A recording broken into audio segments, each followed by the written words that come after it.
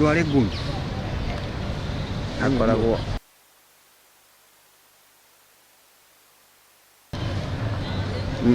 mnarĩkanĩire atĩa?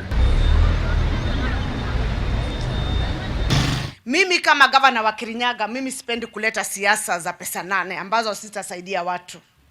Mimi niko na suluhisho.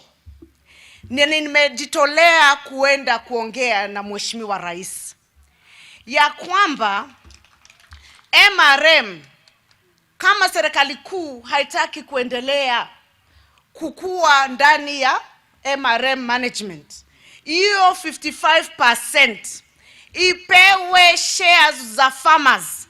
Watu wa Kirinyaga ndio wakuwe wana 100% ownership ya MRM.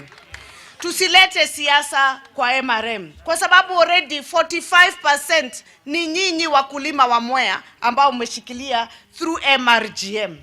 Kwa hivyo we can be the first charge kupewa hiyo opportunity kama wakulima wa Mwea, ndio tukue na ownership ya hiyo factory 100%.